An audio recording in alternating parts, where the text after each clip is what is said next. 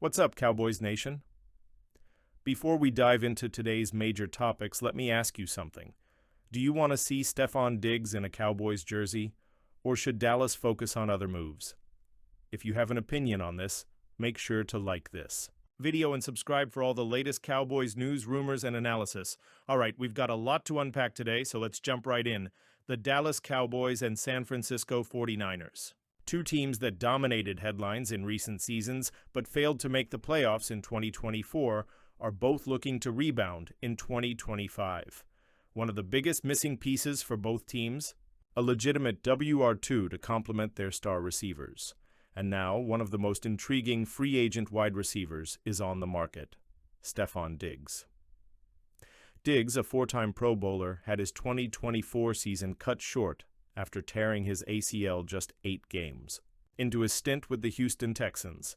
But despite the injury, he remains a top name on the market, and according to NFL insider Albert Breer of Sports Illustrated, both the Cowboys and 49ers could be interested in signing him. Here's what Breer had to say about the situation. San Francisco would make sense at the right price. Dallas might too, with his brother already there. Diggs' brother, Trevon Diggs, is already a star cornerback for the Cowboys, so there's an obvious family connection that could make Dallas an appealing destination. But that's not all. Breer also described Diggs as a highly competitive player who wants to win despite sometimes being emotional and mercurial. That type of passion? Jerry Jones has never been afraid of it. So, could Diggs be the missing piece in the Cowboys' offense? Let's break it down. The Cowboys desperately need another reliable wide receiver. Yes, CeeDee Lamb is one of the best WR1s in the league, but outside of him, there's not much. With Brandon Cooks leaving for the New Orleans Saints, the Cowboys lack a true number 2 option to take the pressure off Lamb, and let's not forget, Diggs was putting up solid numbers with the Texans before his injury. 47 receptions, 496 yards, 3 touchdowns in just 8 games. That means he was on pace for another 1,000-yard season before his ACL tear. Prow. Instant chemistry with Trevon Diggs. Having his brother on the team could help with locker room chemistry and motivation. Proven playmaker. Even at 31 years old, Diggs can still be a big-time weapon in this offense. Affordable price? Coming off a major injury, Diggs might be more affordable than in past years. This could be a low-risk, high-reward move. Exactly what Dallas needs. But here's the big question. Will Jerry Jones actually pull the trigger? Now, here's the catch. The San Francisco 49ers are also in the market for a veteran receiver to support their offense.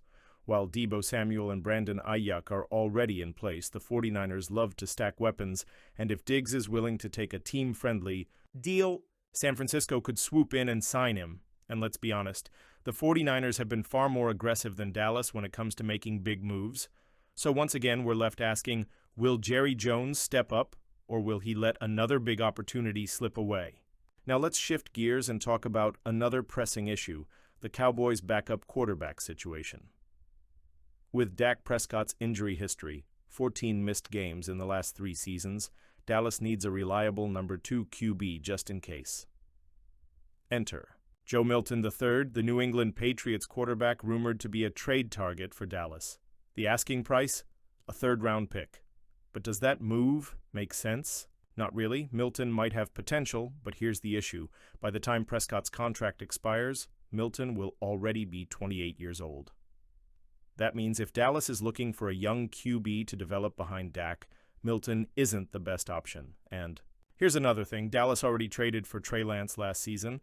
Lance, a former number 3 overall pick, already has more experience than Milton.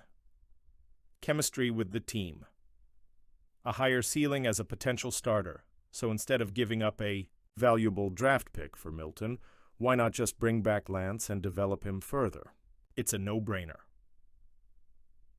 We all know Micah Parsons is one of the most dominant defensive players in the league.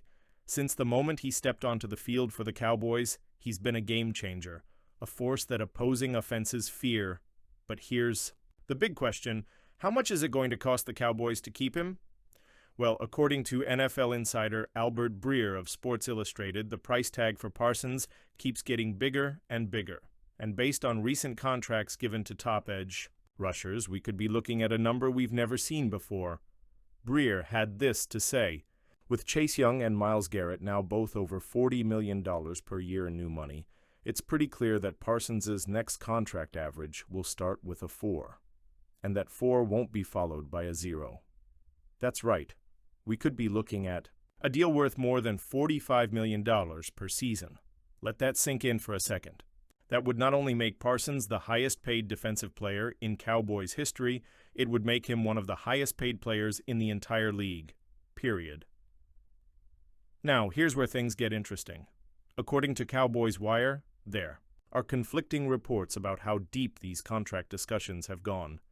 WFAA's Mike Leslie reported that the Cowboys and Parsons have had discussions as recently as Tuesday.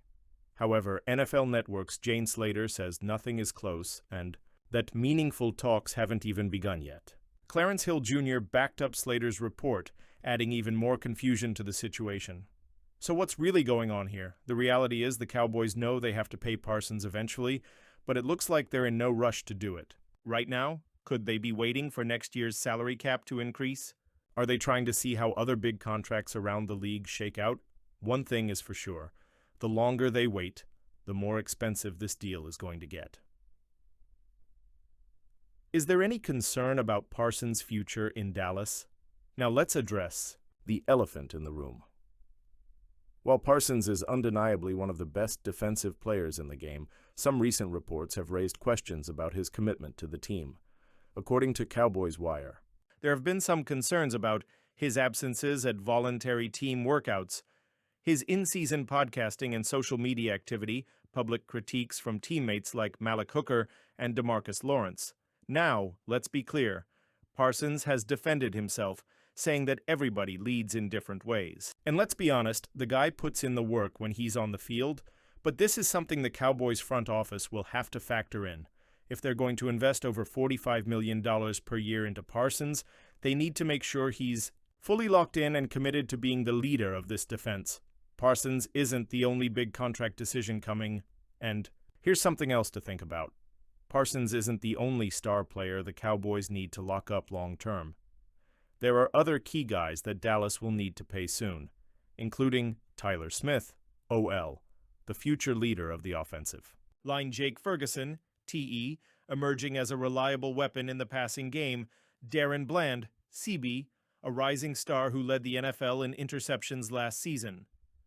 Tyler Smith, in particular, has already spoken about the responsibility of stepping into a leadership role. In my mind, I think it just starts with maintaining that standard. When I got here, from the film room to walkthroughs, I've seen how Tyron and Zach practice. I've seen how they study. I have thought about how I can be the best leader I can be. This is exactly what you want to hear from a young player who is going to be a cornerstone of this team for years to come. But here's the problem.